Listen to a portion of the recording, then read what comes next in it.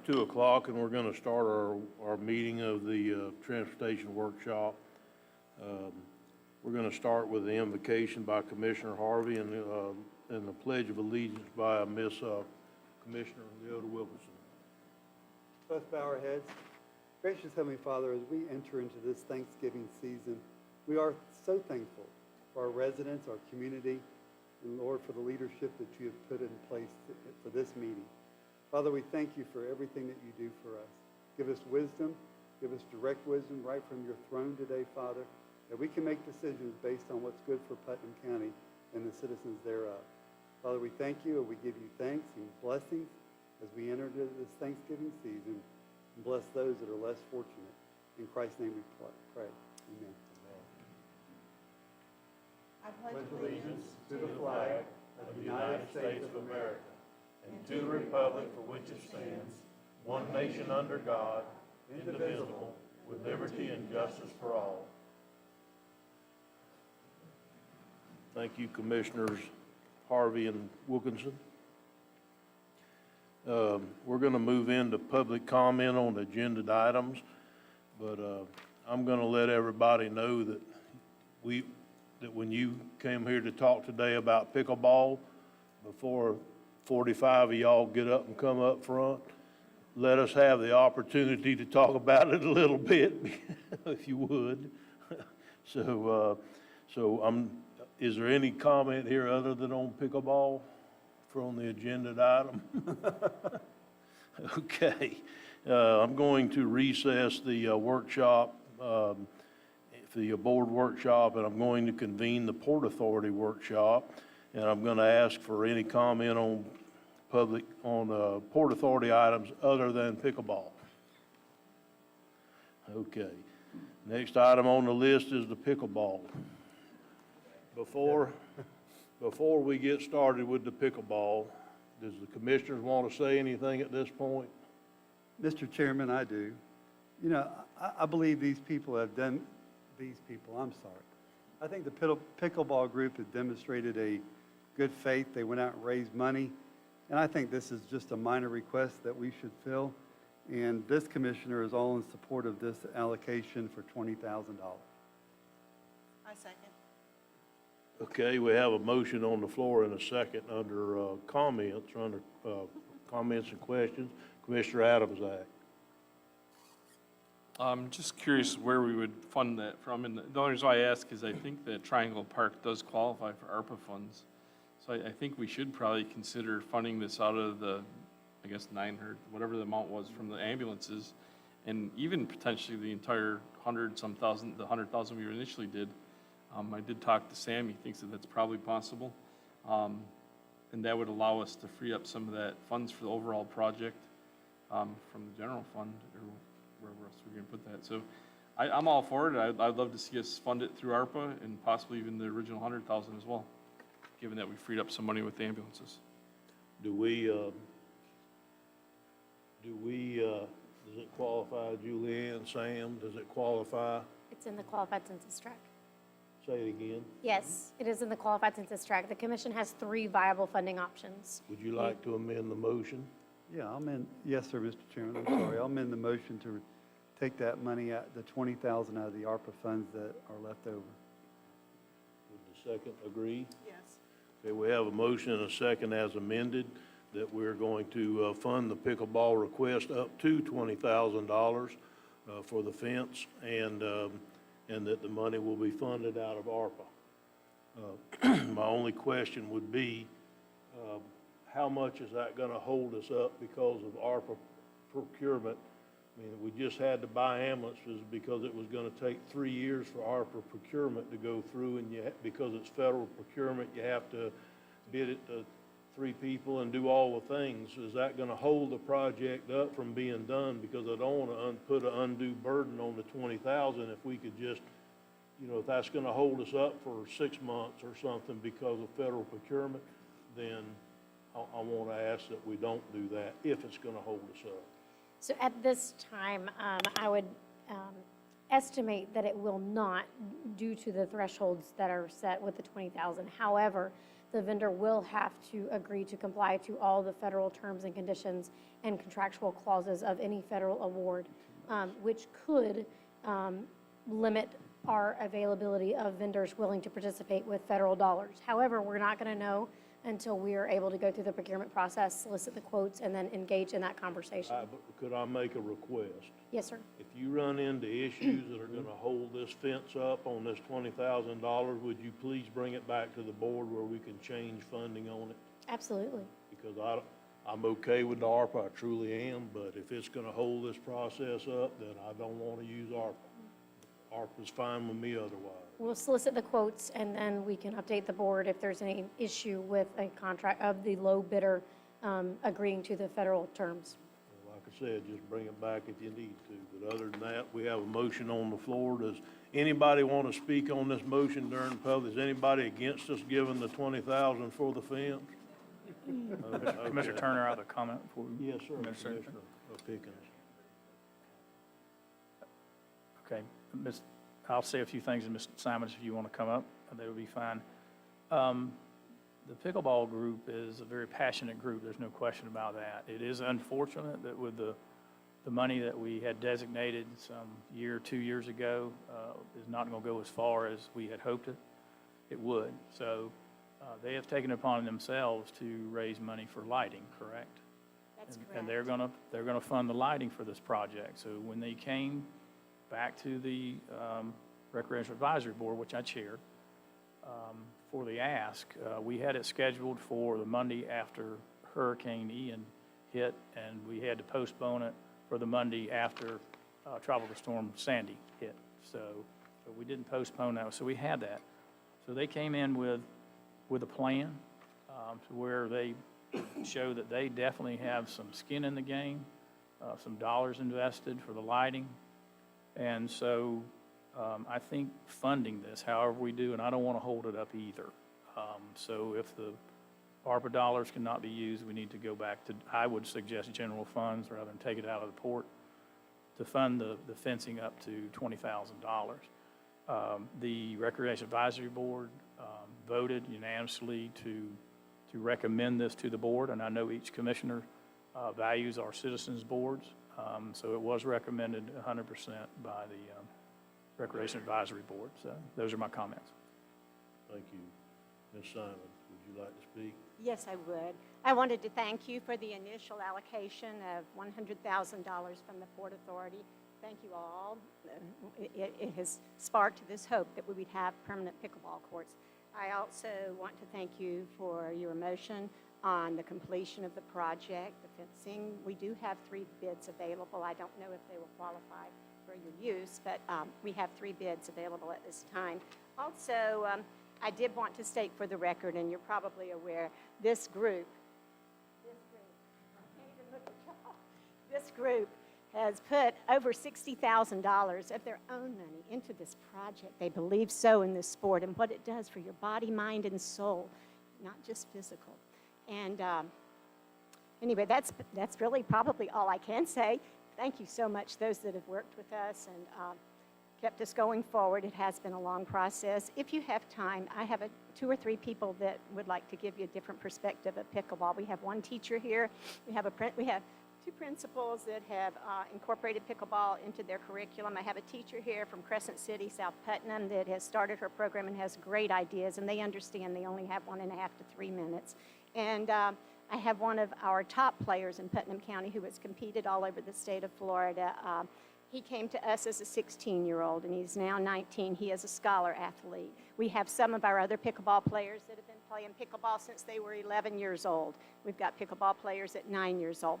These 6-foot pickleball players now started when they were 5 feet, barely 5 feet tall. But anyway, if you have 1.5 minutes or 3 minutes to listen to them, it'll give you a different perspective of why we love this. Is that okay? Yes, ma'am. Ms. Jimmy, we'll listen to everybody in that group if they want to speak. I was just trying to get everybody for the $20,000, but yes, ma'am, I don't think we better touch that $20,000. we'll talk to whoever you want. Can I finish my motion first? You don't have anybody that's going to be against the $20,000 to you, are you? Okay. I don't think so. Okay. Well, Thank If you'll let us finish the motion, we'll listen to as many of you as you want us to hear. Thank you. They're good people, really good Yeah, people. I guarantee it, I guarantee it. So, with that being said, is there any more comments or questions about the motion on the floor, which is $20,000 to use ARPA money to pay for it? Hearing none, all in favor say aye. Aye. Opposed? Ayes have it, motion carries unanimously. Okay.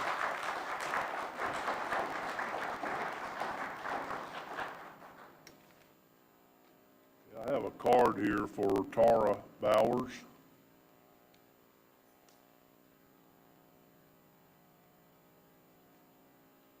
Hi, thank you for having me. My name is Tara Bowers. I am a PE teacher at Crescent City Junior Senior High School. I have the 7th and 8th graders. So I wanted to explain to you why I went ahead and introduced pickleball to 7th grade. I've done it before in the elementary levels, but this is new for me at middle school. And what I was seeing was I have my athletes that are really good and they shine and they do great, but then I have those kids that are very compliant. They do what you ask them to do, but they struggle. So they have their heads down and they're kind of always trying to duck out in the end.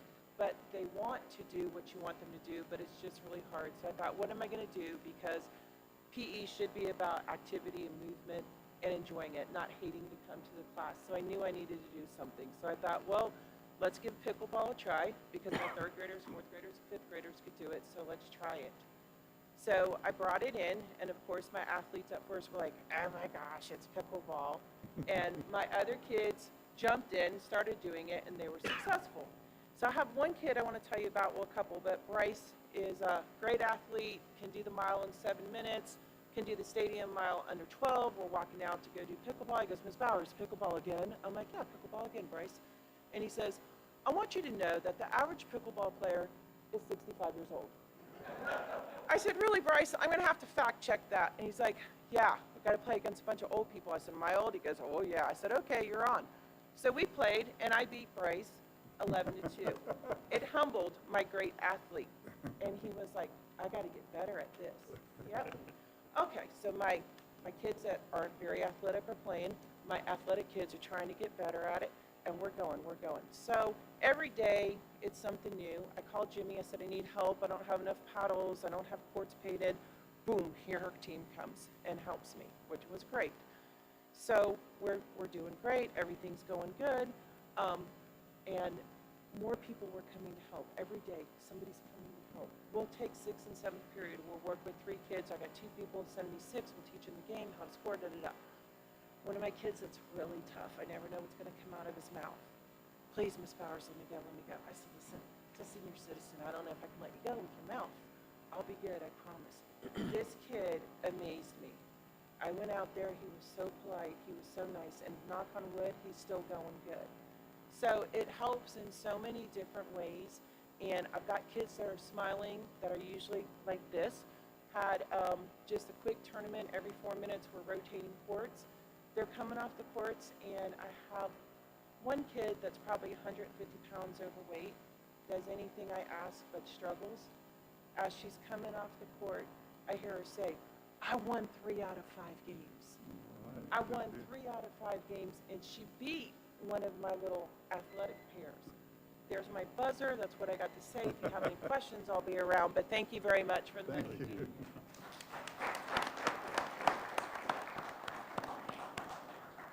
I don't have any more cards here. Is there someone else today that would like to speak before we wrap this issue up? Okay, I'm going to call a 3-minute recess and give us room for anybody that wants to leave that can go ahead and leave. You're more than welcome to stay. 3-minute recess.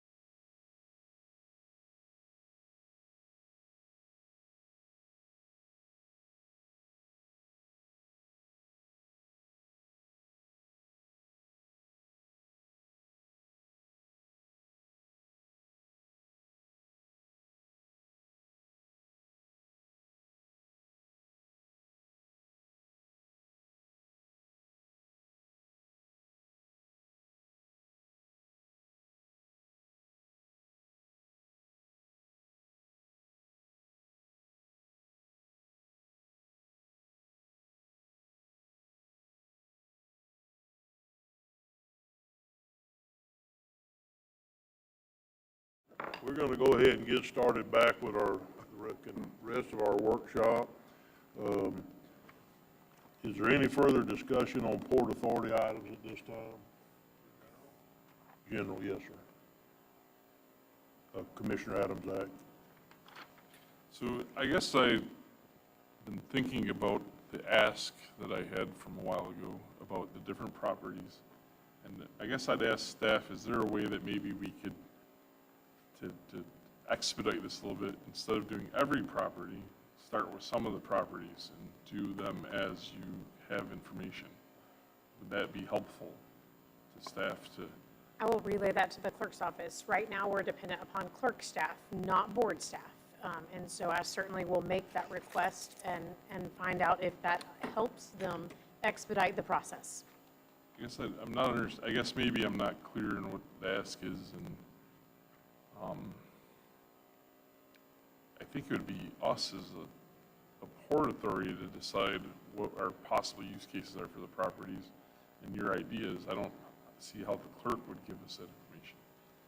So maybe I'm not asking the right question. I just want to, and you and I can talk about it offline if you'd like. Yeah, but if you I'm want. looking for what our goal, pie in the sky goal is for all this Port Authority stuff that we're buying property. I'm not necessarily against, even though I voted no for buying the property. I'm not against buying the property. I'm not against doing things that can be good for the community. I'm against doing it without a plan. And I just want to make that clear. I think that there's good use cases for the property. I've even talked about it. And I think there's use cases for properties that we own that shouldn't be in the county. That's the conversation I want to have. I don't know how we facilitate that. And maybe I don't even need, maybe we don't even need a list. Maybe we just need to start talking about it.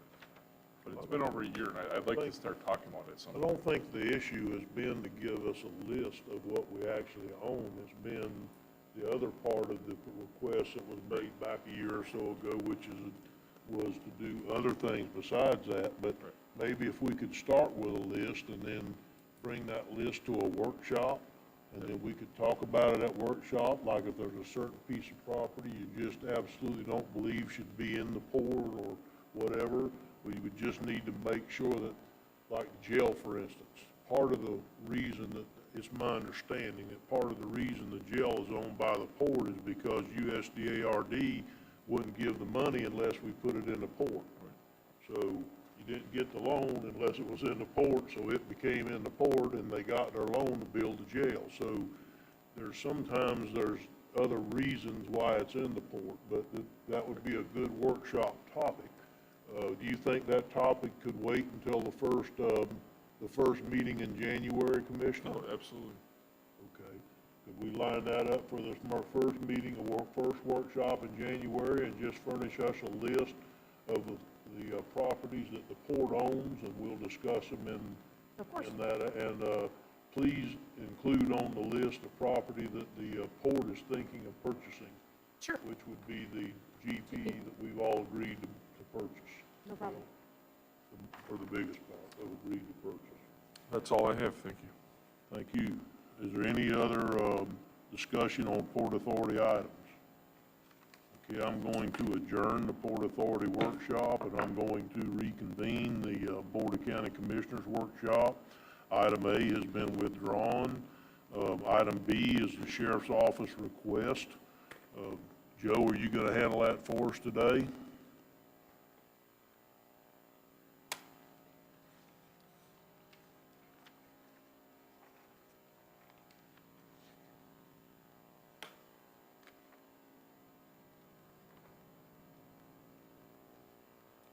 I don't suppose this will be as easy as the pickleball issue. Okay, It can be. so, Bass was pretty easy.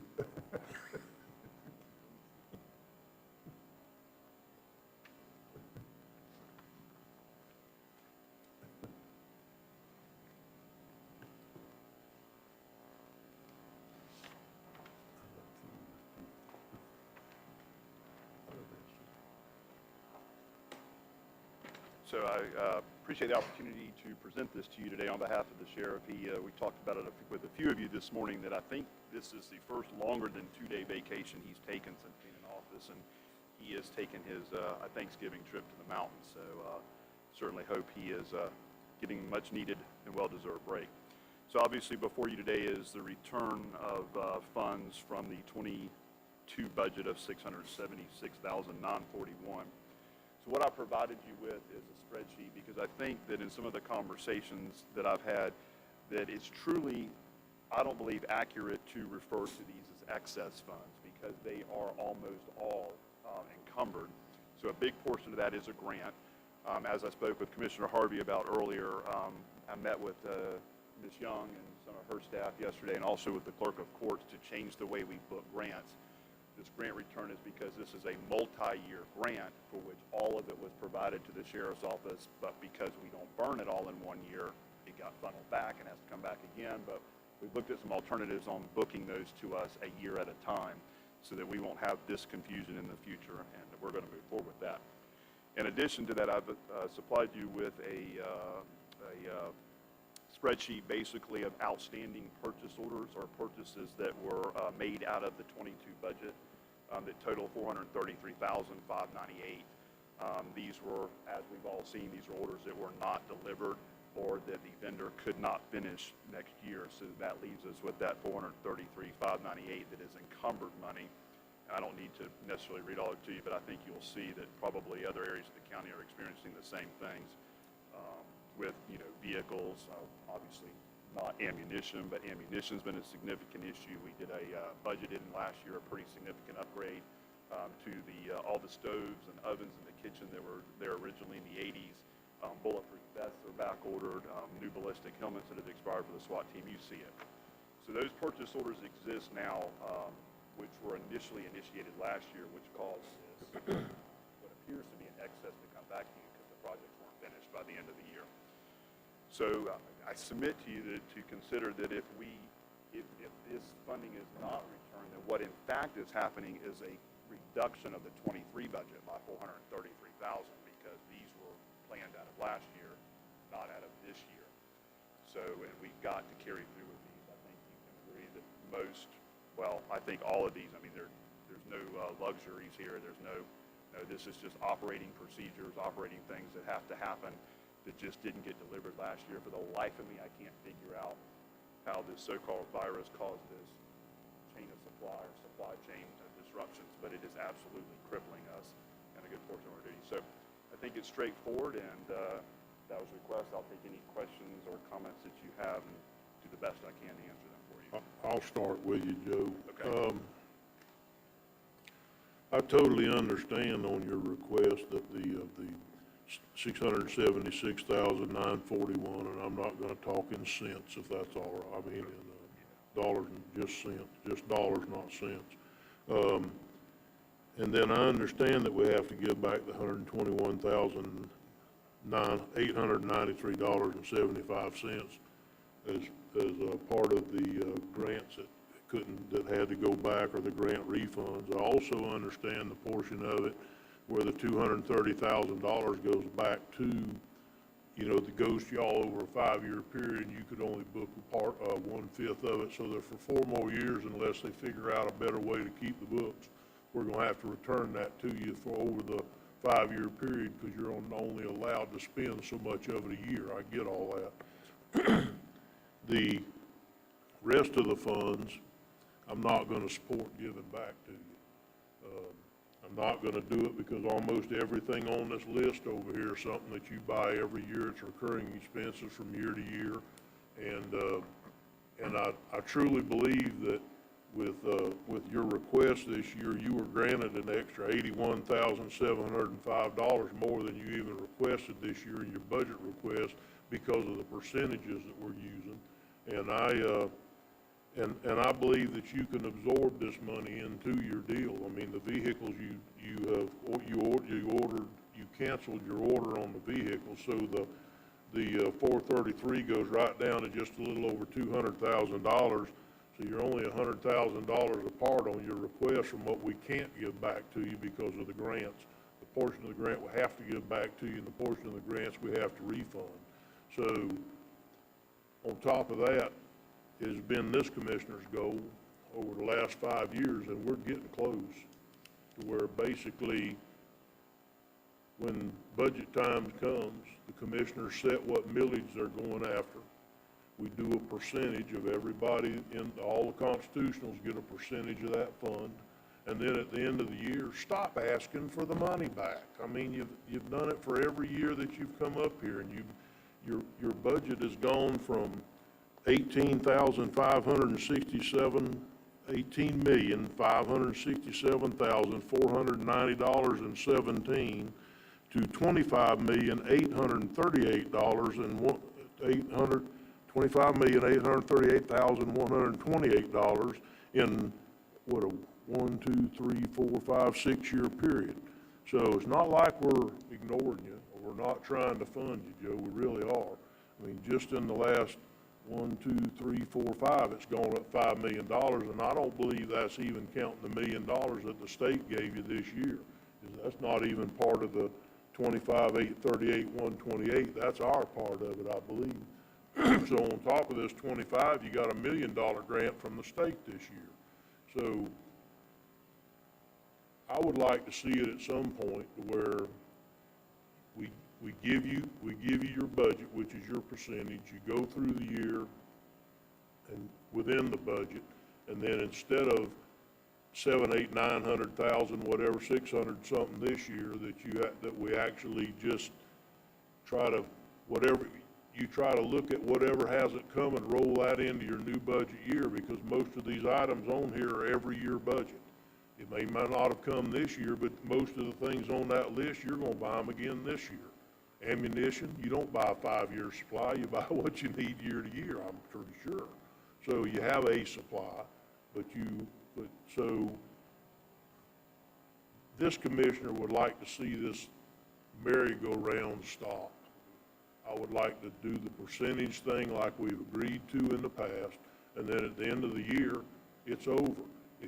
If the sheriff's department, I believe with confidence, if the sheriff's department came to us in August and said, look, we're $200,000 short this year because, and you didn't give us the give back of $800,000, and this is the reason why, because we had this issue come up and this is what ran us short, I just feel confident that this board would support the sheriff's department's needs and wants to be able to come back to us with that, instead of just us automatically rolling this over every year like we've done multiple times. So this commissioner's not going to vote for the entire give back, but I am going to support giving back the $631.64, which is the rest of your grant money that you've got coming back to you for your multi-year grant that you couldn't spend all of it in 1 year. And the 121, of course, we've got to refund money that's been previously given to you in the grant, so that only leaves 324, 415 for a give back to you. And I'm not going to support giving that back. Thank you. Is there any other commissioners that would like to reply to that one very quickly, and I understand your thought process there. So, the reply is that I submit to you that we did exactly what you asked us to do this year, because had our budgeted projects completed, we would have had a surplus of $8,300. We were exactly where we wanted to be and couldn't predict this. So yes, we buy vests every year, but now instead of buying 20 this coming year, I've got about 40, because last year's didn't come in. I actually had guys and girls in the street in slightly expired vests. Those 5 cars that they canceled the order, we didn't. Now, instead of buying 15 cars this year, I have to buy 20 cars this year. So the budget doesn't support being able to catch up both years of that. And then finally, and I'll close with this unless you have any other questions, we definitely support the percentage-based budgeting. We have said that from the beginning. It worked out, and it can work out. Had we not had this, we'd be exactly where we want to be. But in addition to that, the additional $80,000 that resulted from that was great. It doesn't cover, that doesn't even cover the unexpected, and none of us had a way to predict this, that I got handed a nothing I can do about $90,000 increase in inmate medical after the budget, and a $35,000 increase in information technology after the budget. So I got handed 125,000 unpredicted increases, and there's nothing we can do about it. Those were after we negotiated them down, holding our vendors accountable for, you're at the wrong time of year. So, you know, when you look at that, I'm going to be, you know, we are going to be down those increases, plus now figuring out how to make the purchases that we budgeted with you this year, but also make the ones that have to be purchased or finished up from last year. It will, my prediction, be impossible to get it through the end of the year. So, you know, I guess our thought process is let's get it right now and do exactly this coming year what we did this past year and get our budget almost zeroed. We almost zeroed it out except for those grants, but that's being fixed with the new way we're booking those. So that was our reasoning for the request for the return. Mr. Adams, This is actually exactly why I don't support the percentage-based budgeting, because I think you had a lot of this information and could have provided to us during the budgeting process, and we could have had this conversation then and planned for this and next year's stuff and had it out there, but that's just one example of many of why I don't support it. But I also do kind of appreciate Chairman Turner's stance on some of the items on the list, because I think they could be handled a little bit differently, kind of like you said with ammunition. I'd rather see us take maybe ammunition off, or unless you're telling us you're almost out now today, right? So We have ceased much of the training and stuff that we normally do because we are out. okay. It's bottom end. This is the conversation I think we need to have, which is why I don't like the percentage-based budgeting. So without knowing which things you need and don't need as far as you're out today, and then, I don't know, so with that one you're out, so we definitely, I feel we need to give you that. Kitchen equipment replacement, is that something that it's broken? It's in progress. I mean, yes, like I said, 1986 stoves, cooktops, and that type of stuff, we budgeted in last year to replace that. All that equipment's ordered, so we would have to stop that process because we ordered all that in the budget year with the hopes that it would complete. Do all these fall under that same type situation, so I don't have to go through, all of them are a similar type situation, or is there something that? Yeah, North Tower AC in the jail needs about a $2,700 repair. We're standing by. The parts aren't in to make that repair. It's been for several months. Bulletproof vests have probably been ordered for 3 to 4 months. You know, it's like I said, it's all just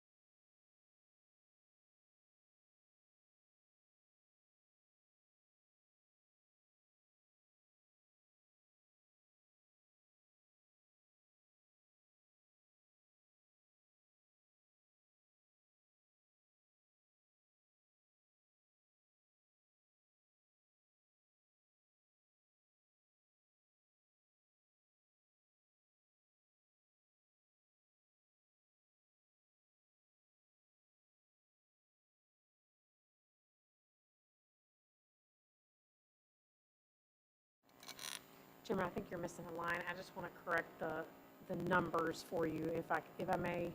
The top line says the sheriff's office is returning 801, and then of that, the 121 and the 230 comes out. And then that's what's remaining is what he's quoting you. Okay. I just wanted to clarify numbers for you. Is that number the Where I that got number the the 446? Yes, sir, that's what the Okay. request was I from me, used so. the retained money minus, okay, I got you. Yeah, I think the That's what I request was did. for the entitled amount, the 446, and so that does leave about 8,000 unencumbered $4. Only thing that's encumbered is the 433,598. Like I said, I can't make a motion, I'm the chairman now, so that'll help you. May I ask one more question? Sure. On the vehicles, is this a situation, what do you think the odds that it gets canceled again? Or do you have a higher level, like we just ran into this with our ambulances, right? Where we couldn't source them, and it could potentially be 3 years before we could source them. Are you in that type of pickle, or are you in the situation where, because that kind of changes my perspective a little bit. If you're in that type of situation where we're not going to get a car for 5, 6 years, 2 years even, and you're going to have to forego it next year, where are you at with that, with your supply? That is a great question, and I feel that I would probably be exactly there if not for an idea fronted to us by the Beck Automotive Group, who filters our cars through the state contract. We buy them. So the Beck Automotive Group has agreed to order 25 vehicles this year. We have not, with understanding that we can cancel any of those at any time, so they're already ordered. He's already gotten the order in, and I feel confident those will get in. And if we don't take them, somebody will, because other agencies, we're going to be in the same position we were last year, that we were scouring car lots across the country trying to find police package cars. So if we take all of those, which is, would be the goal with the budget that you gave us for 23 and the remaining, I feel confident we will, because they were ordered very early on and they're showing in the making process. If some of those are canceled, they might be, and if we can't afford to take all of them, then the fleet side of Beck Automotive Group will sell them to other law enforcement agencies. We're not, not knowing how this is going to come out, we're not obligated to all of those. So these 4 vehicles are part of that 25? They're a part of that, yeah. But, like I say again, we're not obligated. If we have to go down these 4 vehicles, then, that is what it is, and we will, we'll make do. Thank you. Commissioner Harvey. Thank you, Mr. Chairman. Colonel Wells, thank you. I do want to say I think that's exactly why we went to the percentage-based budgeting, was to make this process a lot easier. I think if I'm not mistaken, I heard you say that had all this come in, you would have been maybe returning $8,000 to us, less the grant little problem. Not including the grants, my math that I did real quick was $9,000. We've been less than $10,000 return had all of our projects completed this year. Plus absorbing all the other problems that you had to face at the jail, the costs and all that stuff. So I think that's exactly what we're trying to get done here. And to avoid this type of, I don't want the public to know that we're having problems with ammunition. I don't want the public to know that we got 21 cars or 25 cars coming into Putnam County, but we're not going to be able to take them because some other county, we can't afford to buy them and somebody else might. I'm not into that. So I really like our percentage-based budget. I think we've worked very hard on getting that done. And had you been able to buy all these things that were encumbered, we probably wouldn't be sitting here talking about this today. So thank you. But part of this has got to be that we don't wait until July or August and say, oh, the budget year's coming up, we got $500,000 left in our budget, we need to go buy more ammo and vests and whatever at the end of the year to burn up the rest of that money, because then they're not fulfilling their part of the percentage-based thing. If it's something that you could have fit into your next year, it's not fair for you to go buy it at the end of the year to keep from giving the money back to the commission. That's the only thing that I'm saying. I assure you, Mr. Chairman, that is not what's going on here. I mean, these vests are being replaced. If we've hired in deputies because of the assistance that this board has provided, and taking good care of your deputy sheriffs and some assistance from the state. That's another thing that's playing into these cars and this equipment, is that we are very near full staff in law enforcement. We haven't been there in decades. So there's no vacant positions, so there's no, the spare cars aren't there. And with that hiring that we've been able to do, those guys and girls get measured for these vests when they come in. They're replaced at the 5-year expiration. We try to pursue that best we can. I can assure you that, and I'll be happy to show you anything you guys were an open book, that there is no frivolous spending to get this to zero at the end of the year. We thought that we may be in a position, we were getting so close this past year to having to cancel some stuff, but then all of a sudden, all of this just, never finished up. And, like I said, it's tough, and I don't understand it. I know everybody in the county is suffering from it, JR, Public Works, everybody, when we've got air conditioning that are down, and it's taking us, who would have thought, 6 months to get a part to air conditioning system that controls the north tower of the jail. It's the craziest thing I've ever seen. I don't understand how it happened, but I think the whole world's dealing with it. It's ridiculous. Commissioner Wilkinson? I know I'm the new member on this board, and I'm learning as we go here, but I am in support of what the Sheriff's Office is proposing here. It's not their fault that there's a supply issue. We've all seen that. Anybody who's in business, even in an automotive business, we have cars sitting on our lot that we can't fix because we're waiting on a part, and we've never been in this situation before. And I just feel like that the Sheriff's Office and the deputies shouldn't be punished because they didn't get it because of the supply chain. And I appreciate where you're coming from, Mr. Turner, Commissioner Turner, but at the same time, I feel like that just what Colonel Wells just mentioned, just, we don't have very many vacancies. We need to supply our deputies and our Sheriff's Office with the needs that they have. And so I'm actually in support of the request. Okay, Commissioner Adams, aye. Yeah, would you be willing to accept the motion at this time? I am. Given the information that you've given us and the fact that you're full staffed, which I was not aware of that's very exciting to me. That's the first time since I've been here. Corrections and communications we're still working on, but law Okay. enforcement's right there, yes, sir. But that's the first time since I've been in this seat that I've heard that good news, and I really appreciate that, and that's super exciting for me. I make a motion that we approve this as written and return the money to the Sheriff's Department as requested. I would second that motion. Okay, we have a motion and a second. Is there any further discussion? Yeah, Commissioner Turner, Chairman Turner. Yes, sir. Joe, with some of these items, have you already budgeted them in the budget?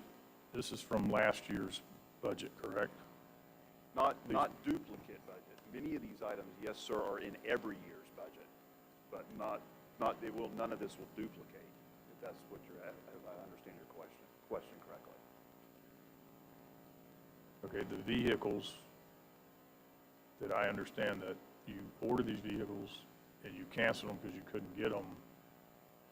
Did you budget for those? And we've already budgeted those for? I guess that's where I'm not understanding. If we Yes, sir, budget this, we we were budget holding them out. here and you want it back, and we budget them for the year that we're in. No, these were the ones that we placed in our budget that you graciously gave us in '23.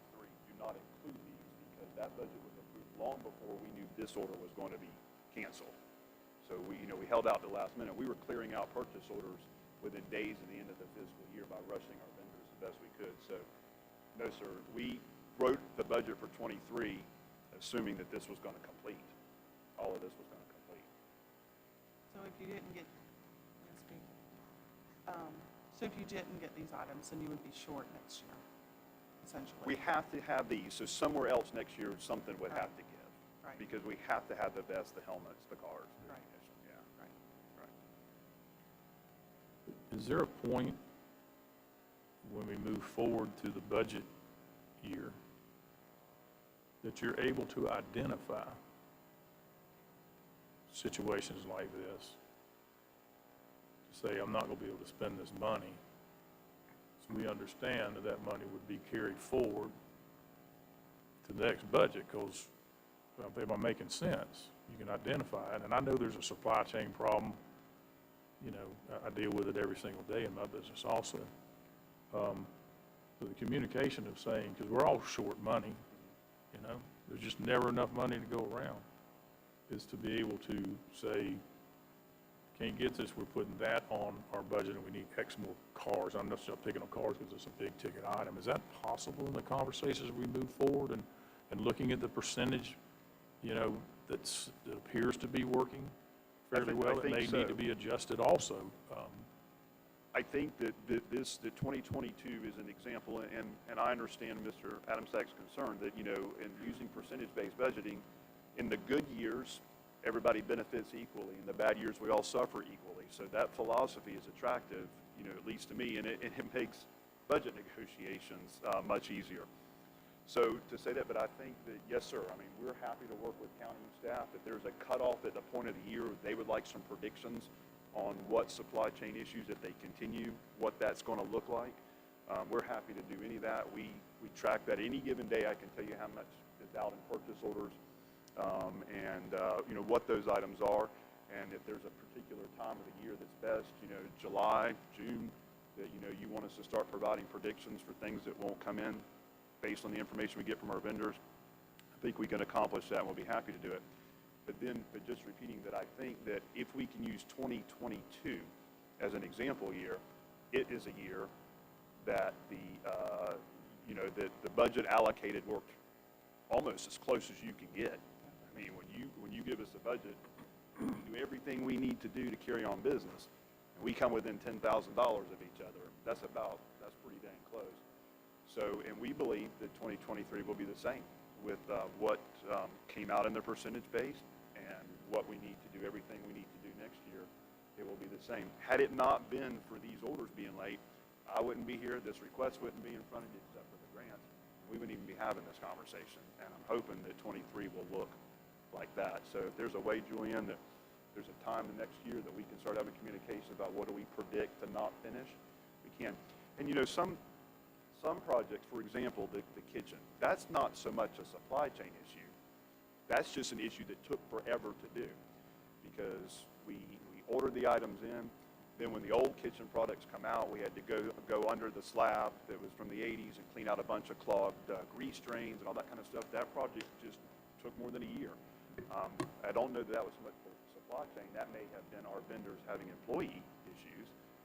But, you know, it's just been that year where people are building houses that they're a year and a half into it and don't have a slab yet. It's just crazy. Well, that's probably because they hired the wrong person. But I guess my point is, Joe, is that You're right. you're gonna have ammunition every year. You're not, if we didn't, I understand the supply issue part of it, but you're gonna have to buy ammunition. You can't buy ammunition right now in quantity, you know that, and I obviously. The kitchen equipment, I'm not sure we didn't fund that already as part of that deal where we gave you the money 2 years ago, and like you said, it's drug out, but it was part of the kitchen project when we redid the kitchen back 2 years ago. That, Mr. Commissioner, Mr. Chairman, I'm sorry. Sure, we're not confusing that with the laundry. Yeah, maybe so. You're right. You did, and we totally, thanks to the county, redid our laundry facility. Yes, sir. Thank you for that correction. The bulletproof vests, you're gonna have to buy them right on, so many a year, like you say, that you had a supply issue with them. I'm just saying that, Joe, it feels to me like that maybe we're taking anything that we can and trying to fill up the rest of that money where we'll give it back to you again. And this process just isn't gonna work if it's not gonna be a two-way street. In other words, your percentage request was more than you requested this year. That doesn't even account for the state $1 million grant that you got. So you basically got $1,081,705. We seem to be losing that somewhere in this conversation that we got this extra money. And so, you know, even if you use the grant to fund payroll or whatever that grant was for, the $1 million you got from the state, the $1 million that you're going to replace with that, or that you're going to replace with that can be used for other things. And like I said, I don't want anybody to think that I'm not trying to support the sheriff's department. That's further from the truth. What I'm trying to say is that we need to start making this fair from both directions. You get your percentage whether you ask for it or not. This year you got more than you asked for by $1,081,000. And so at the end of the year, we try to find things to put in there because we bought them and they didn't come in at the end of the year when it was money that was given back. I don't see where that's fair in both directions here, Joe. I really, truly don't. like I said, I'm just one vote, and it sounds like it may be gonna go the other way, but I just don't see how we're gonna ever get there if this is not a two-way street between the board and the sheriff's department. Mr. Chairman, I always appreciate the candid conversation we have back and forth, and no matter how the vote comes out or which way it goes, we'll leave here as friends, and we leave here knowing that you are a friend to the sheriff's office, okay? And our employees know that. They know that through what you've done for us in the past years. And I agree, we were fortunate with the salary supplements provided by the legislature this year. But it was very clear, that those supplements had to supplement it. I couldn't replace their current salary and bring that into going elsewhere. And at a return for the respect that I have for you and what you're saying here is, any specific things you have a question, I can assure you there is no rush to buy unneeded items, at the end of the fiscal year. And you're right. And it's exactly what. And should we have predicted supply chain issues? Maybe. Maybe we should have predicted that and handled things differently. But we didn't predict this. Had this not have hit us unexpected, we would have all ended up exactly where we were supposed to be in 2022. And that's where we'll be in 23, and we'll figure out some way to predict these supply chain issues. And you know what? And then if we say, look, hey, we're asking for this in the 24 budget, but just so you know, you're getting back however many 100,000 we're not going to ask for, or however it is. But I totally understand that, and so far, like I say, there is no question of your support, and I may be proven wrong one day, Mr. Adamczyk, but so far, we have supported the percentage-based budgeting. Commissioner Wilkinson, do you have another comment before we vote? Yes, I just had some questions. Julianne, these are considered carryover encumbrances, is that correct? Because it sounds like when he provides this list that he had this money encumbered. So in governmental accounting, there is no such thing as a carryover encumbrance. We term it that way for ease of understanding. But in governmental accounting, every single accounting year has to close out on its own. And whatever closes out at that time ceases. So think of it in a very basic term of every year you're going to change bank accounts. There would be no carryover. So if you've got a check outstanding and you close that bank account, it bounces. You've got to go back and then determine if you want to write that check from a new checking account, because that's essentially what happens in governmental accounting, is your new year opens a new bank account, lack of better terms. Think about your credit cards if you've ever been a victim of credit card fraud. When you close that account, you open a new one. That's essentially what happens in governmental accounting. We have to zero-base budget. So now, that's in governmental accounting. In the real world, essentially, what we all operate on is instances where a project or a purchase may not close at the close of the fiscal year. And then unless it's something very special, that has to be absorbed in the next budget year. So our departments run into the same thing, just for sake of simplicity. If a department orders needed office supplies or dog food or whatever it is, if that order does not arrive by the close of the books, then that money is lost, and they have to incorporate that in their operational budget for the next fiscal year. They do not get to carry those funds over. We make few exceptions for particular capital projects that can be predicted, and or grants are obviously always a multi-year cycle. But the same thing happens for all agencies and all governments that operate under governmental accounting rules. But it also is no different than the Better Place plan when we've carried the $750,000 over every year for the animal services building. It had to be rebudgeted every year. Absolutely, every single year. Brand new item every year. And so that's the point that I'm trying to make here, that I guess I'm just not doing well, or either I'm the only one that it bothers, or that it bothers. But most of these things are just that exact same thing. They should have been, if they weren't here, then they should have been rebudgeted in the next year instead of us giving back the give back every year. Many years ago, this just didn't happen, and it's become an issue over the last few years that basically whatever's left, we just go and ask for it back. And it's happened for years now, and I just feel like at some point it needs to come to a stop, that any items that can't be, if they're having supply chain issues, they need to start ordering stuff in January. If they order them in January and it doesn't get here by August or by October 1st, that's a different thing. But when you're ordering them in August or whatever, knowing that there's a supply chain issue, then they need to be able to budget that out of the next budget year. That's just my opinion. Maybe it's wrong, but in government accounting, like Ms. Young just said, at the end of the year, you're done. If it's not in, you got to budget that item in next year's budget. If it makes your budget more, then you explain, well, my budget's got to go up $44,000 this year, or $53,000, because we weren't able to get our ammunition. But you don't order the ammunition at the end of the year and say, oh, by the way, we got to have ammunition now.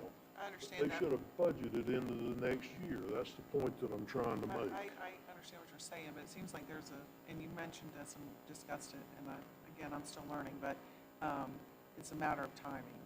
And in a normal year, you wouldn't have had this supply chain issue.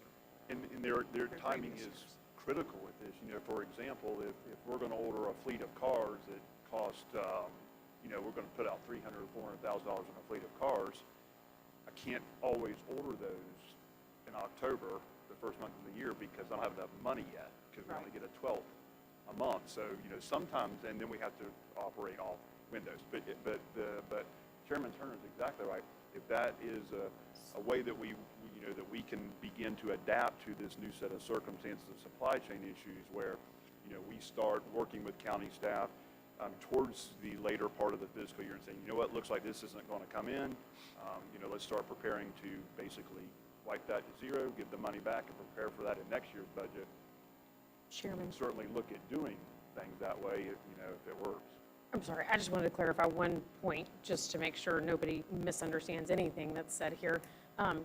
Colonel, it may very well be the operation that historically you've only taken a 12th at a time, but if you have a front-loaded purchase at any given time, October 1, your entire allocation is there. You could take your entire allocation on day 1 and run your shop the way you need to run it. So the board does not dictate by policy or procedure that you only get a 12th for your I was not aware budget. of that, and that might be helpful in dealing Sure. with some of what we're dealing with. We can take care of that at any time. Okay. Mr. Chairman, if I could say, Commissioner Adams acting. Okay. that's fine. I believe your button's working. Oh, got it fixed, okay. Forgot This you one- hadn't used one of them buttons in a year or so, you forgot about it. Commissioner Adams act. After Commissioner Pickens' comments, I just want to be clear, the supplier canceled the vehicles. You did not cancel the vehicles, correct? Yes, well, to be totally upfront with you, I canceled the one that was stolen and wrecked because we were not going to pay full price for that wrecked vehicle, so yes. Understood. Yeah. So things outside of your control canceled the 4 vehicles. I think had you proposed this $433,598.80 back when we were doing the budgeting process, you would have been over your percentage, and because you would have been putting it into this year if we went that way, and you would have exceeded your percentage, which again is part of my argument, one of many, why I don't think the percentage works, because I want to know what you need so we can decide and work together to either facilitate what you need or not. So it just moves the conversation to November instead of having it in June, July, and August.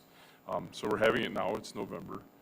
I think you need this stuff. Everything that you have said to me fulfills my need to understand why you need it.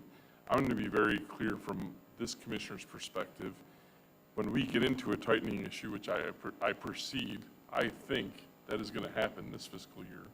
We already saw after we approved the budget that we didn't get that little rollback that we get every year, that we've gotten every year since I've been watching the budget process for Putnam County. We didn't get that month. Property prices didn't go up. I watch every sale that goes on. I get a report from several different realtors in Putnam County. I watch what's sold in the county. The prices are going down. The emails that I get on a daily basis on what's going on, the prices are being shifted down, not by $1,000 or $2,000, $3,000, by $15,000, $20,000, $80,000 on properties.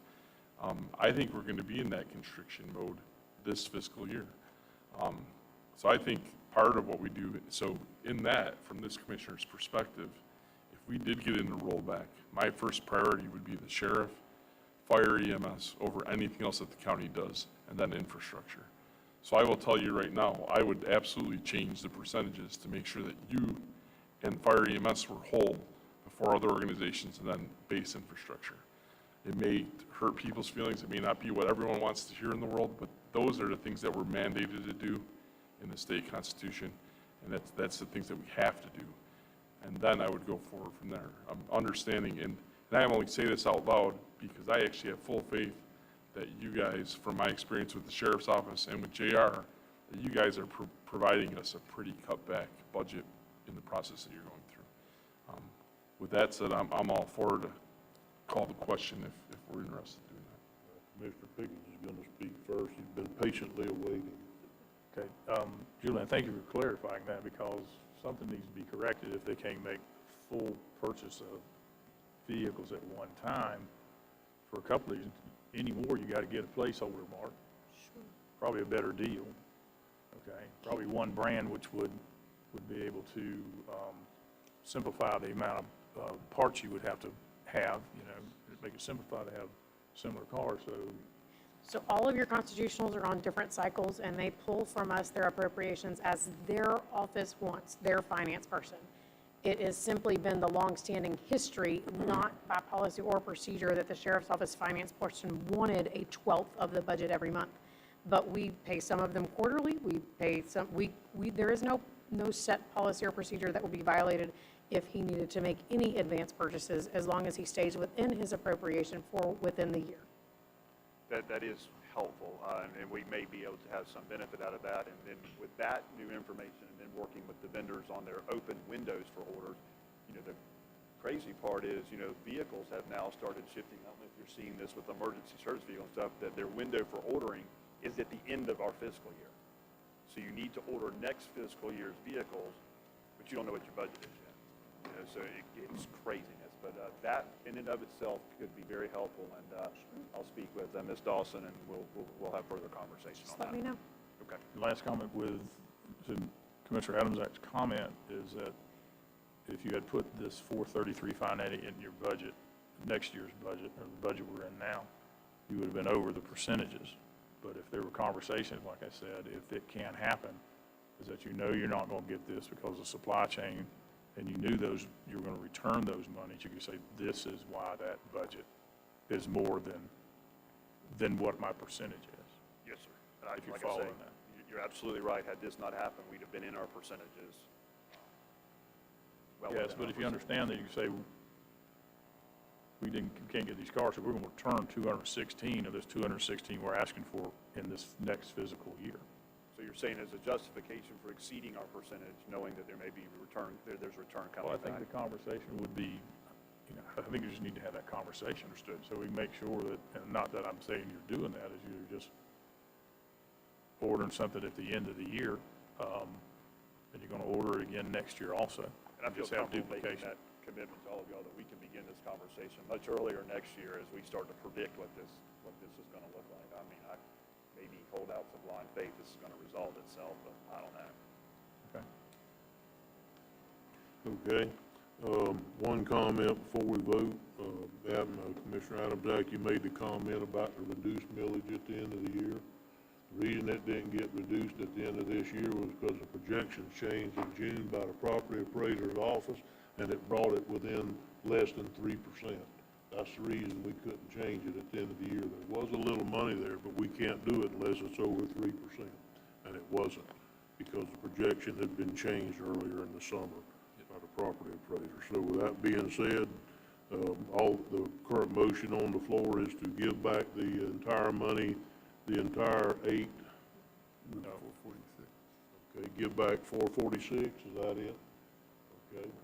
Okay, the motion on the floor is to give back $446,000. No, Give sir. me the proper number. Yes, It's sir. the 801 minus, No, sir, the motion on the floor should be to give back the 676,914 of that 236,31 is the grant. already with the grant. So you're at 676,914 is what we need to give back, Yes, sir. to give them back what they've asked. Yes, sir. And that would leave us the 121 to Yes, sir. pay back. That's correct. For the grant. Yes. Okay, so the motion on the floor, if I understand it, is to get back 676, 914.66, even though they've only asked for 433. Is that correct? That Yep. Well- included the unused funds, the costs of unused funds. That was their request, is what you have in that number that I read out to you. Okay, so the motion is, Mr. Harvey, who made the motion? I made the motion. Leo, I Paul made it. I made the second. motion, Paul. you seconded it. So the motion is, Paul, Commissioner Adams' act is that we give back 676, 914.66. Is that correct? Yes, sir. Okay, we have a motion, and that's the second. All in favor, say aye. Aye. Aye. Opposed? Okay, motion passes. The,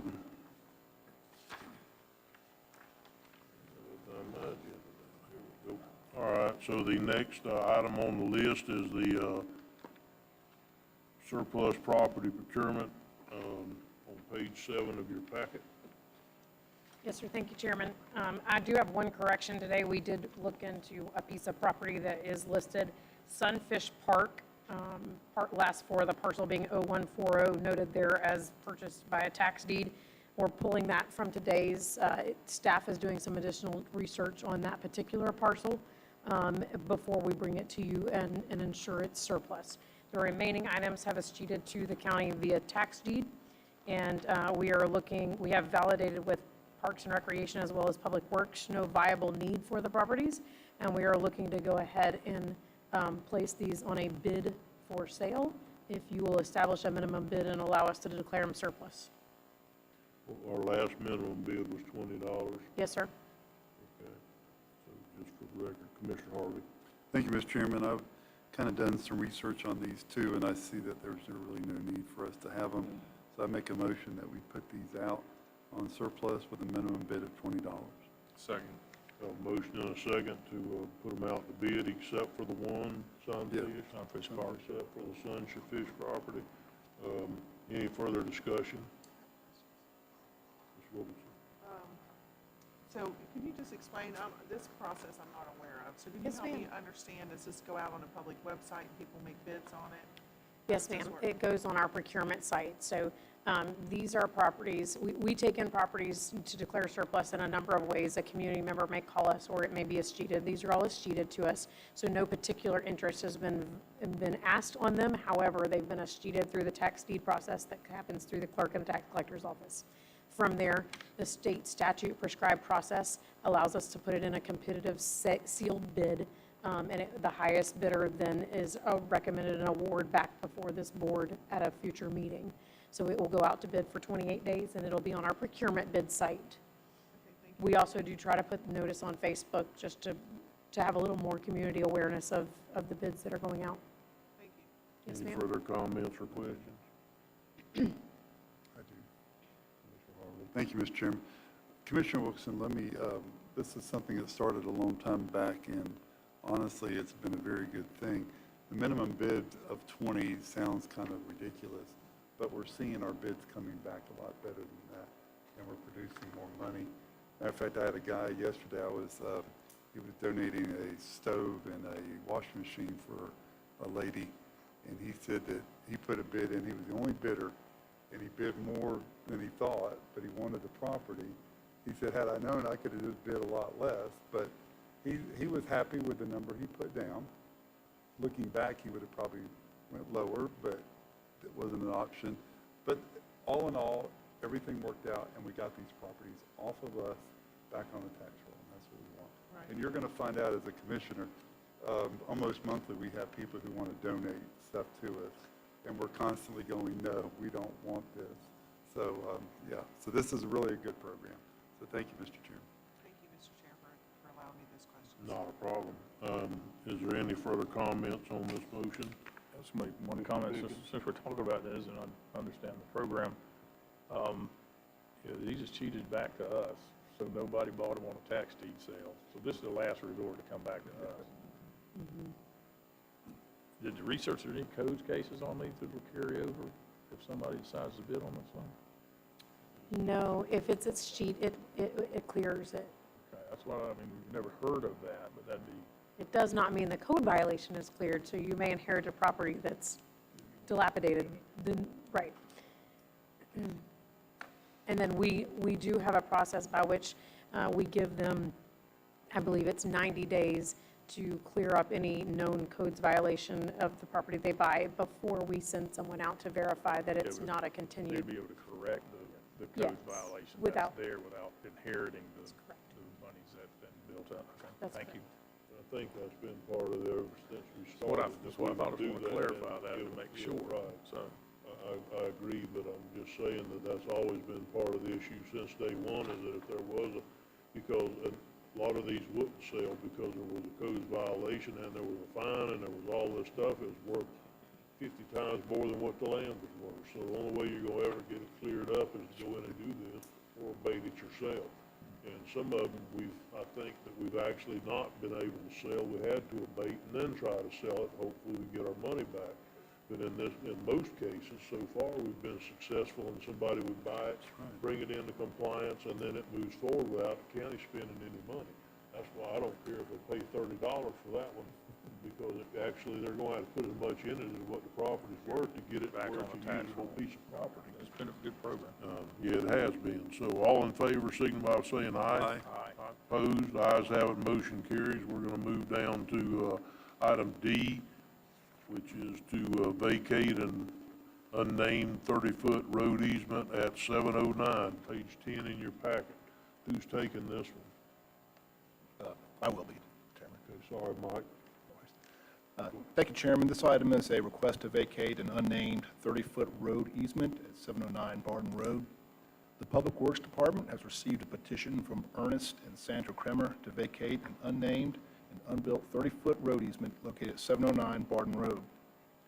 This 30-foot easement runs along the four sides of the parcel, which is raw land. This easement was never conveyed to Putnam County and was not dedicated to the public in the plat of the subdivision. Generally, these types of easements are considered private and left for the property owner to handle through their own legal counsel. However, the 1926 deed, which first reserved this easement, states that the reservation was made to comply with an order of the board concerning all new streets. The Kremers are attempting to sell this property. Due to this clause on the deed, the Kremers were asked by their title company to petition the county to vacate the easement and disclaim any rights of the public and the county, if any, to this easement. Florida statutes give the board the authority to vacate and disclaim any right of the county and public in and to any public or private street.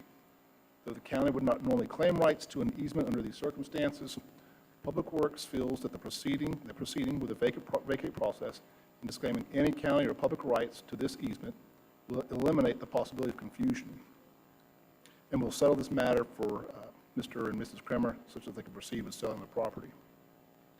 Local utilities, Putnam County Fire and Rescue, Putnam County Sheriff's Office, and Putnam County Planning and Development have been contacted and have no objections. Legal has also given the okay to bring this matter to a workshop. The Public Works has no objections to the proposed vacation and recommends the board move this item forward to the December 13th, 2022 BOCC consent agenda such that a resolution for a hearing can be executed and advertised. Mr. Harvey.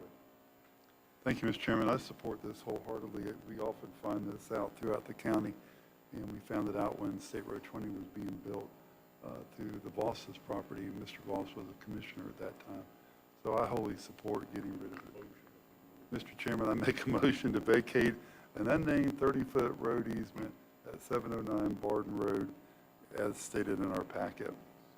Have a motion and a second. Any additional comments or questions? All in favor, say aye. Aye. Opposed, ayes have it, motion carries unanimously. Eaton item E, Public Works Sovereign Lands Easement Renewal, page 48 in your packet. Mike? Yes, sir. Thank you, Chairman. This item involves the Sovereign Submerged Lands Lease Easement Renewal for Public Bridge number 764045 over Little Orange Creek. The subject easement granted by the Board of Trustees of the Internal Improvement Trust Fund of the State of Florida expired on March 2nd, 2022.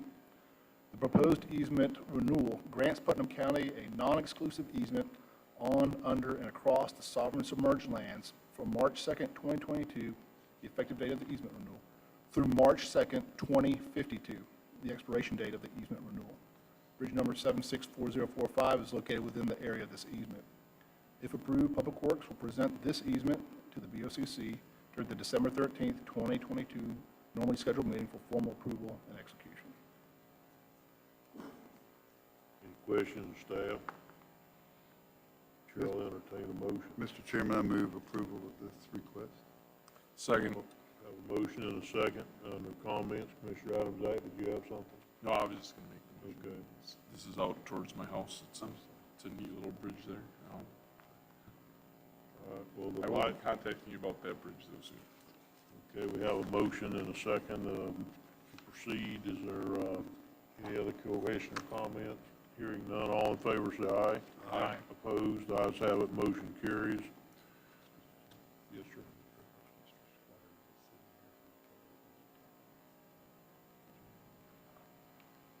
Not at all, Mr. Squires. Are you here today wanting to speak to us? You want to go ahead where you don't, we're almost done, but you're more than welcome to come up. Just state your name and address for the records and try to hold your comments to 3 minutes if possible. Awesome. My name's Bruce Squires. I live at 206 County Road 309C. I'm a lifelong resident of the Francis area. I really am proud of what we have done to that area as far as resurfacing the 309C and building the industrial park out back there by the airport. I think that's really good for our county. But we have failed to I think we failed our mark here somewhere along the way. We have commercial vehicles utilizing the 309C from St. John's Avenue all the way to Highway 100. And my understanding, when we resurfaced the 309C, it was for commercial access from Highway 100 up to West Larson Boulevard. From West Larson Boulevard on up to Highway 20, I guess it would be, was going to be residential, which it is marked at 25 miles per hour. It's not designed for commercial traffic, and it presents a safety hazard. Me and my wife, my father's, pull up to St. John's Avenue, you got a commercial vehicle trying to turn onto 309C. You have to back up down 309C to allow him room enough to maneuver his vehicle on 309C. We have got a commercial access between 20 and 100 by utilizing our West Larson Boulevard, which is designed for commercial traffic. But we are allowing them to destroy our residential road. Anyone that wants to go down there, you can see the northbound lane of 309C is starting to deteriorate. It's got potholes in it, cracked, breaking up. I would roughly estimate anywhere between 200 to 300 commercial vehicles a day traveling down 309C. And every one of them is exceeding the speed limit. Not every one of them. The majority of them are exceeding the 25 miles per hour speed limit. And I was looking at what we could come up with for a solution for that problem. If any, what direction we need to go in, look at, protect our investments, and the safety of our community. Thank you, Mr. Squires. Thank you very much.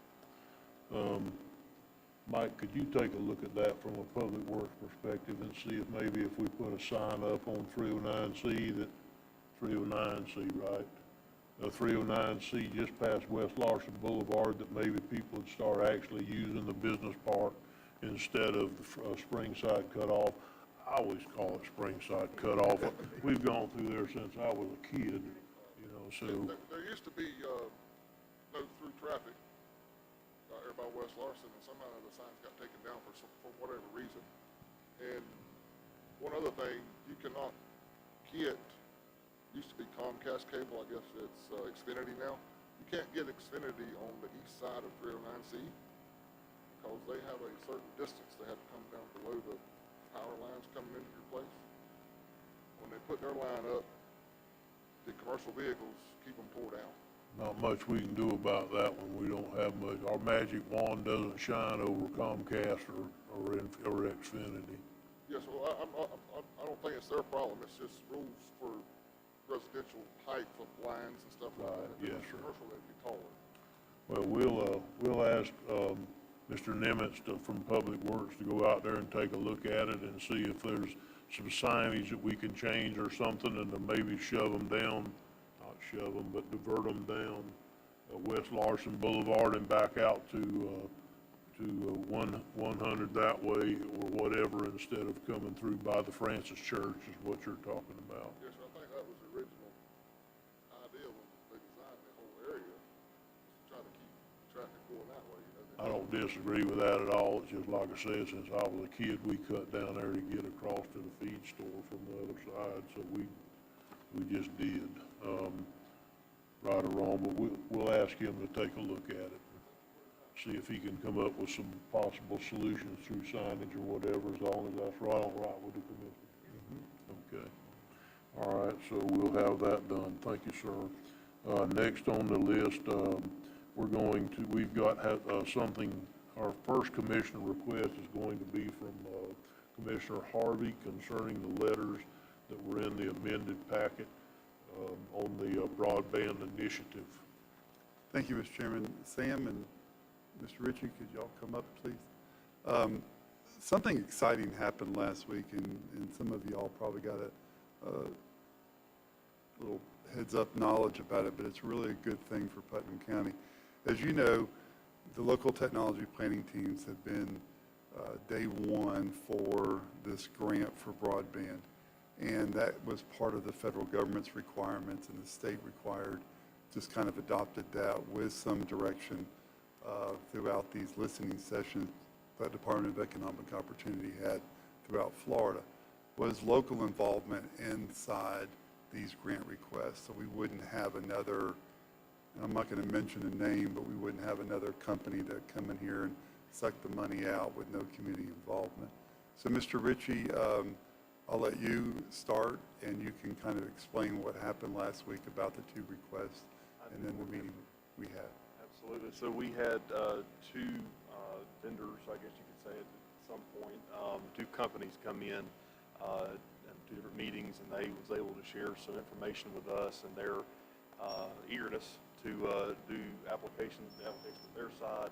And as a group, we decided for both of them to help facilitate support letters and things of that nature, to get support letters for them to cross the T's and dot the I's for all the applications for the broadband office and what they're requiring. Fantastic meetings. I was very hopeful at the end of them. We've had great support from local businesses, and I'm sure even residents, have they've done the citizens, I should say, have done the speed test and things of that nature. We've really, I believe, made good efforts in our group, our team, to try to do our best to get some money here in Putnam County to extend the infrastructure in the ground to the home, and whatever we can do. So I really think that both companies were eager to jump on board. I know we were. I believe there's bright days coming for broadband initiative here in the county. I really do. Mr. Ritchie is the head of our local technology planning team and our IT director, and what we saw last week was we saw houses on a map, if you will, and we saw places where one company wanted to expand throughout all of Putnam County. One company wanted to come in from the Hawthorne area and expand into western Putnam County. But I always said this from the beginning when I accepted the broadband challenge from our president of the Florida Association of Counties. The industry is going to solve this problem. Government's not going to solve this problem. Government can be part of the solution, and that's what we're going to ask of you today. But we're not going to solve this. So it was really refreshing last Friday to see these companies come, put their map on the board. It's proprietary information. They were, I wouldn't say hesitant to share. Not at all. Not at all, but they kind of kept it close. They were excited that they were going to be able to apply for a grant, and the only participation from us was they wanted letters of support. Absolutely. And I cannot give enough credit to Dana Jones at the chamber, Absolutely. who stepped up and said, "We'll handle this. We'll run with that." Now, over the weekend, I had an epiphany that I have to think very big, as you all know, in some cases. So I thought we would set up our own email channels and we would put it on social media and we'd get thousands of letters of support. They're only looking for 6 or 8, so I have to be reeled in sometimes. So, and I don't mind that. It was just that it was so exciting for me to finally see, in Commissioner Adams' area, if you will, something happening out there. And promises that I asked the question, could we move more north and more east? And, you know, it was exciting to me to see that finally happening here in Putnam County after all this time. For sure. So the ask of you today, guys, and I have, if you will, Mr. Chairman, there's letters of support with your names on them on county letterhead that for Cox Cable and for Comcast, if you're not committing anything, no dollars, just saying this is our letter of support, and this will be part of the packet when they file their grant application with Department of Economic Opportunity. I think we're all good. Commissioner Adams, I think you have something to add? Probably a bunch. Okay, well, knock yourself So- out. That's right. First of all, it should be gigabit, right, not gigabyte, just because would be really super fast. It's not. But my concern is, I'm not for picking companies over other companies, so what was the process to determine what companies presented? There was no. It was, so every, To the industry to bring to the table, out of the grant, federal dollars and state dollars, they have to have local involvement. So they're the ones that came to the table asking for the meeting to present their program to check the box. okay. So only these 2 vendors participated? I'm sorry? I'm asking. Oh. Yes, for last Friday, it was those two vendors were the ones that participated. My only concern, and I was able to communicate with the lady from Cox, and yes, she, it looks like they actually did an assessment that matches what the state did. So you have the holes out in West Putnam, and then there's holes obviously in Pomona Park, but that's not where their area that they're intending to do, but there's the big holes, and there's little holes throughout the county, like towards where Commissioner Turner lives.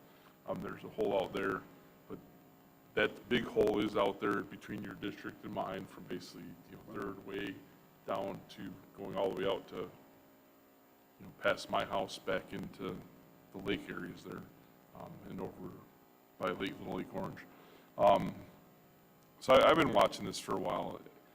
I have a very difficult time picking winners and losers, that type of thing.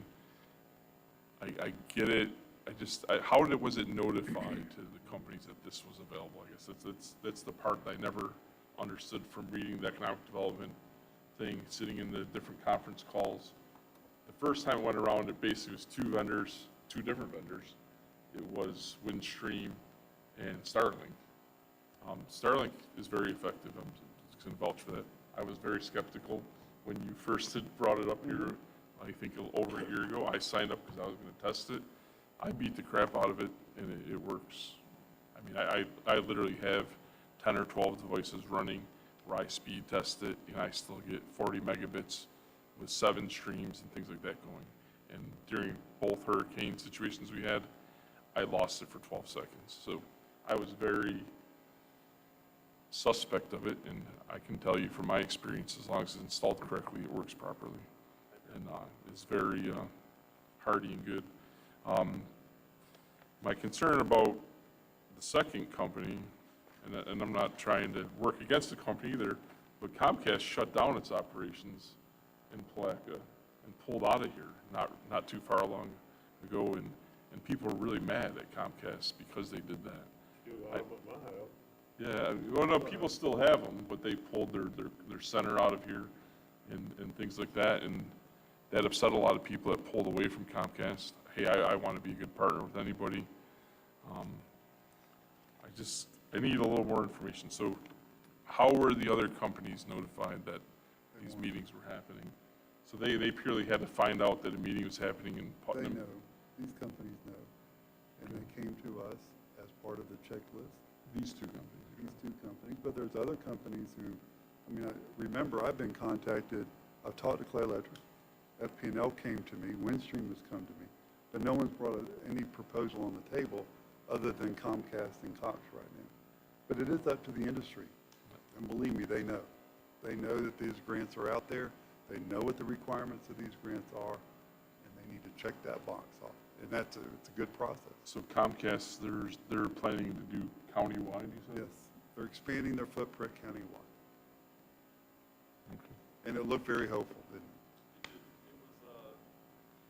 For someone who's lived here all of my life and to live in most of the areas that I've lived, have no internet connection, to see to see the map that Comcast provided for us to look at, it was very encouraging. And by the way, we were able to sit there and go, you missed this area, and we know those people don't have it. Right. And they were taking notes going, oh, we need to go back and look at that. Sure, So, absolutely. yeah, it was a very good two-way conversation that Really happened was. last Friday. Very fruitful. Which I was surprised. I was You know, too. we've been trying for 5 years hard to get the broadband thing moving. We went back and researched who had the equipment on the poles from the $30 million deal years ago and worked hard on it. And then come to find out that equipment was probably obsolete by the time we could get around to cranking it up again. And so, then when I was chairman last time, I sat in a meeting with Verizon, Comcast, AT&T, the executives from those companies, and they basically told me when it comes time, they'll solve this issue, but it's got to make financial sense. And the problem that's coming now is if they run fiber all over the world and don't use government grants and government money, Starlink's going to just rob all the money that they put in the ground. Because Starlink is going to run as fast as fiber does for half the money it costs to hook it up somewhere else. And at some point, Starlink's probably going to be $100 or $70 or whatever for high-speed internet. It costs you that now. Internet service is about like water. It is. Everybody thinks that someday there's going to be a shortage of water. No, there really isn't. You can't convince me of that. There's going to be a shortage of cheap water. You're going to be able to have all the water you want if you can afford to run it through a desalinator or an off or something. And this is the same thing. We keep shooting for free internet. Well, that's all wonderful and glory, but I'm telling you right now, there's not much free in this life, and I don't believe you're going to get free internet. I know it's not free at my house. It hasn't been for the whole time I've had it. So hopefully you can get low-cost internet, and this may be another avenue to get these lines running, get these fibers running, whatever, and it's a federal grant, I believe it is, if they are successful in the money, and so that's fine. But this is not going to get fixed up until the point that it can be fixed by like Commissioner Harvey said, by the private sector. Absolutely. And it makes financial sense. When it doesn't make financial sense, you're not going to get them to invest. That came straight from the executives, all the players at the table back when I was chairman before, several years ago. Very thing last Friday. It didn't make financial sense And until now. Which And makes every sense. one of them said, within 5 years, we're going to have internet from the sky, and it's going to be hard to compete with that. And that's what they said 4 years ago or 3 years ago, and that's where we are. It's not long, and there's going to be internet, well, there already is, if you want to get in line and do whatever. Commissioner Wilkerson, I believe you were next. So in the letter that lady from Cox sent, it's kind of worded a little bit differently than as fast as 1 gigabit or faster. It's because that's not sustainable for the masses, at least not at a cost that's effective. Is there, how do we choose that wording that we used as far as internet speeds as fast as 1, and I'm going to change it to gigabit because that's what it should be, or faster, because that's $240 for either of these companies to get a gigabit in a I residential. think this was just a sample letter that Ms. Jones provided, Dana Jones provided. I don't think it was a letter that Cox or, It was. Well, Cox did supply us a letter, and you probably weren't You know, receiving emails. Commissioner, if you don't want to sign the letter, we'll have it break it out into 5, and you can write whatever letter you please. Okay. I'm just saying, if you don't want to sign the group letter, then we'll ask them to I just don't want us to To sign something individual that letters. is saying something that's not possible, is what I'm getting at. The letter is really just supporting broadband in Putnam County. That's the bottom line. That's why I'm saying maybe we should make the Well, letter a like I little said, more if you have Let's not an make it issue, more if you have an complicated. issue, then I will ask them to cut it into 5 individual letters, and you can sign yours or change it, or write one of your own, or not do it at all. Okay, How would you like to do it? you can cut me out of it. Okay, Commissioner Adams, that would like to be cut out. Would you please write a letter for the board members that would like to sign the We have letter? individual ones, Okay, so we can just. well, I'll sign mine when we're done. I just have a couple comments. I did not attend the meeting, obviously, for obvious reasons. However, I have been involved with this initiative through Representative Payne's office, and it's the Office of Broadband that has this grant funding, and these vendors have a deadline of December 2nd.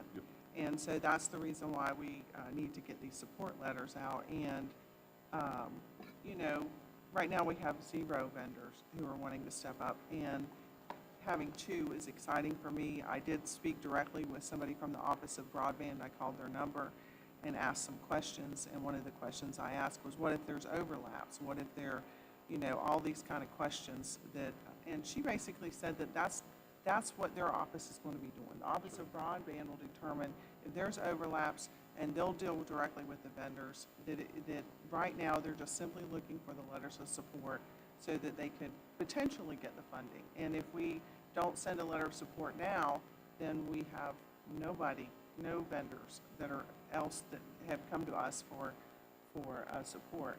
And listen, if I had 6 vendors, I'd be happy. I'm excited that we have 2, but you know, the more the better, because that makes it more competitive and it makes us get better rates. Because we all see that in the private industry is you know, more competition is good for us as citizens. And so I'm supportive of the letter. If there's things that aren't grammatically correct or that need to be wording, I have no problem, you know, we can edit it and sign it. I have no problem with that. Thank you. Commissioner Pickens? Yeah, she answered some of the questions. You know, it needs to be affordable, and it needs to be dependable, right? So, but we were not afforded a map of where they were talking about these areas, were we? Okay. All right. But It will be, may I answer? Sure, It'll be- please do. It'll become part of the public process as soon as it gets to the Office of Broadband. They know that these maps are proprietary right now, but once they do, there is going to be a reviewing period, as Commissioner Wilkinson alluded to. They might go, yeah, that's not underserved over there, but it's unserved over here. Or there's already a provider. A provider could challenge the piece too, like say Cox is coming into Commissioner Adams-Ack's area and Windstream might go, we're already there. Well, but then we have the ability to say, you might be there, but you're not providing service for that. I'm just throwing out names. I don't want to call down a company.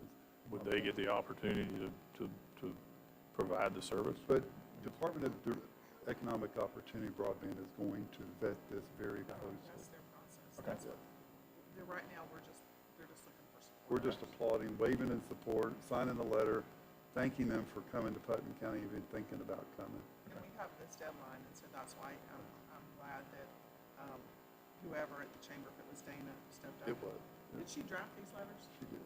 Well, not that one, this one she did. They look the same. Oh, okay, no, these are different letters. I drafted both of the letters based on a template that was provided Friday, and I can make the revisions this afternoon before you all adjourn and leave and capture your signatures. Well, Commissioner Adamsack was probably looking at, Commissioner Adamsack, were you looking at the ones in the binder, in the packet? Mine too. I understand what your concern was. And But apparently this letter is a little bit different. This is one you Mr. Chairman, if you would. I wrote the ones in your workshop package in Is that your the placeholder? folder.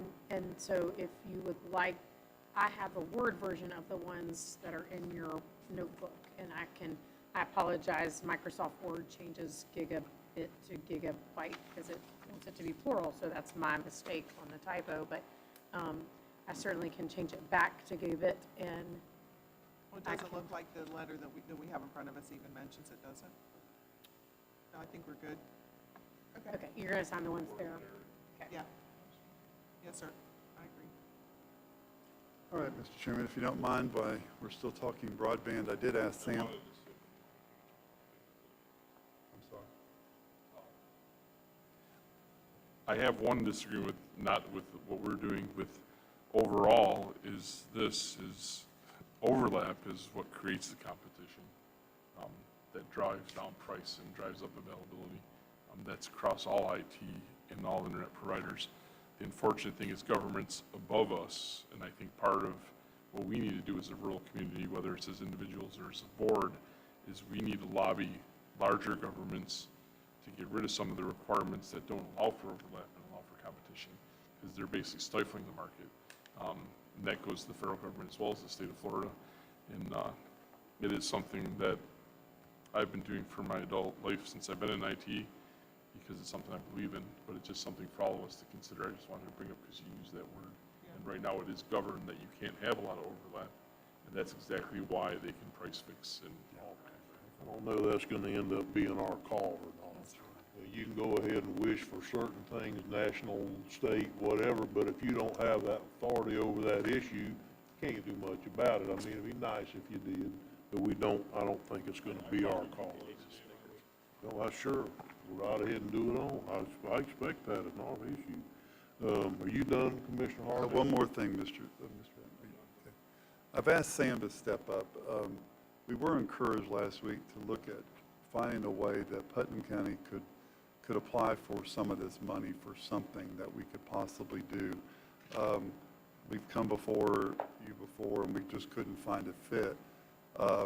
And as last week, no county has filed for a grant on their own to be in the process of being ISP or anything. So it's really, again, the industry leading it. But I don't want to put words in people's mouths. So Sam, you've done a lot of research, you've made some phone calls, you've talked to people. Kind of explain to the board what you found out, and then we'll go from there. Well, I was kind of tasked with looking at this grant again. I did sit in the webinar that the DEO offered on 11/1. And during that webinar, I actually exchanged emails with Mr. Ritchie about what the activities of the LTPT were in place. It was kind of didn't look like anything we had unless we had companies getting involved, which we now have. We still know that between where Comcast plans on coming and Cox plans on coming, we still got a void that we don't know about underserved, underserved, what the status is. And we were looking at possibly using this grant to find that information out, do a planning and feasibility grant, see what the situation was in these areas that those companies were not looking. Talked to Katie Smith, who's the director of the Office of Broadband, and she was quite direct. I'll actually just read her email regarding our inquiry and our possibility of pursuing this. The grant program will fund the installation and or deployment of infrastructure that supports the provision of reliable, affordable, high-speed internet service in unserved areas of the state. This grant will not fund administrative costs or feasibility studies or plan. So we're not going to be able to pursue this grant for that purpose, but we will be continuing to seek funds to solve the questions that we have in the middle part of the county. And I think our marching orders to go forward is looking at the next pot of money, maybe possibly getting a grant, having legislation written up where rural counties or any county can get an upfront grant to do this. We've talked about this before, but the price tag was $80,000, $90,000. And we just didn't have it back then. And I think a lot of small counties are finding that to be true. So that's going to be my next step and I think the association in small county coalition is looking at that, of asking about upcoming money. If we couldn't get a one-time grant, that we could go ahead and hire firm, chamber, whoever the case may be, to control this, because it puts us in an awkward situation as government trying to meet the sunshine guidelines and the public notice guidelines when we need to respond pretty quick, and last Friday proved that. And we were very successful in it, but we don't want to do this all the time.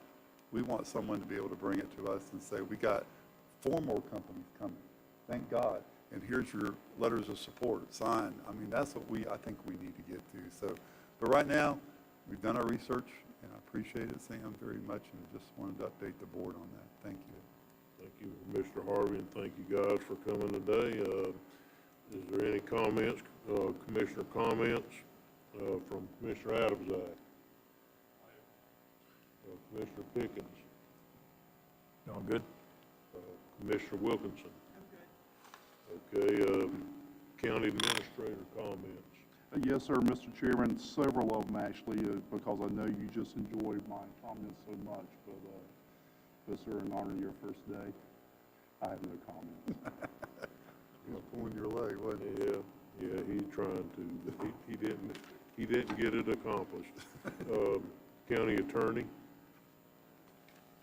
Okay, is there anything else to come before this workshop today? Hearing none, we're adjourned.